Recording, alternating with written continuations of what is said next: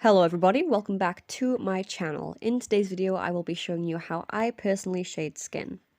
So for this I've gone into the canvas of a drawing that I've only half finished. I'm not lining for this one, I'm only rendering, so excuse the line art. But here's how I would shade skin. Now there's a few different ways to do this of course, but a lot of people will make the mistake of using a black when they shouldn't, or using an airbrush when it can be nicer to use other things and then blend.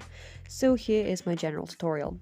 Bear in mind this is just from my experience of a couple years of drawing and not like a thing that you absolutely have to do. This is just how I would do it and my advice to make it look nicer. So in here I have my skin layer amongst all the rest, and what I'm going to do is I'm going to make a new layer for the shading and clip it down onto the skin.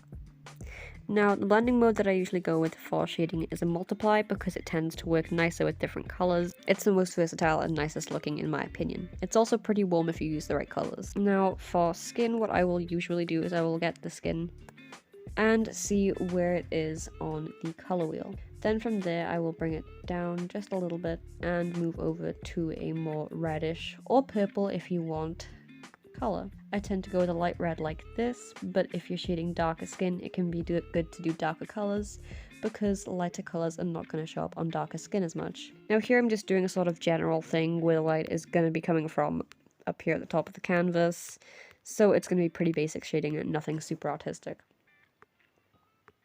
So I would just go in right here. Clipping for me is great when you're shading layers because that way it will stay inside the layer without much effort. As you can see, the blending mode makes this color work really nicely.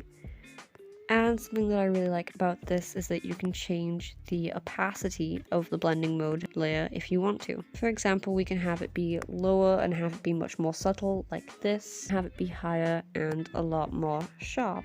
This is nicer for more stylistic pieces, but I generally prefer a mid area because I think it looks nicest. It's not too harsh, but it is noticeable. Of course, if you want to change the color that you're using, I'm going to alpha lock to demonstrate how it would look.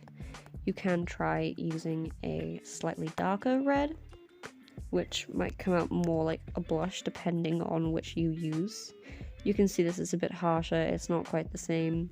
You can also use pinks and purples. A lot of people recommend purple for anything in shading, which I agree with to an extent, but a lot of my drawings I aim to have a warm feel in terms of colours, so I don't really use it. But if you were going to use purple, here is how it would look. As you can see, it sort of instantly transforms it into a cool seeming colour palette instead of a warm one. And then different purple looks like this. Something you might notice with shading is that depending on what color you use to shade, it will affect the color that you get from the skin.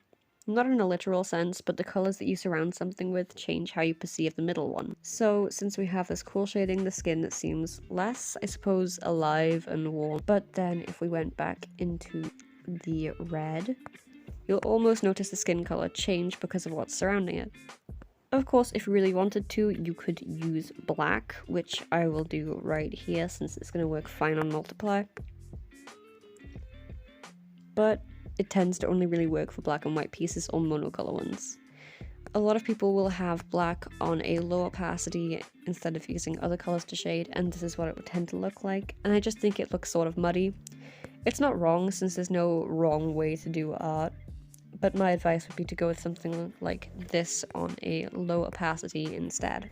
In terms of highlights, I will probably make a different video on this, but a quick overview of this would be, in my opinion, to barely do them. You can do them more if you want to, but I really think that less is more with highlighting, as I've come to learn over the years, because a lot of my pieces used to look very shiny. Having just a little bit here and there is much more effective than having a lot everywhere.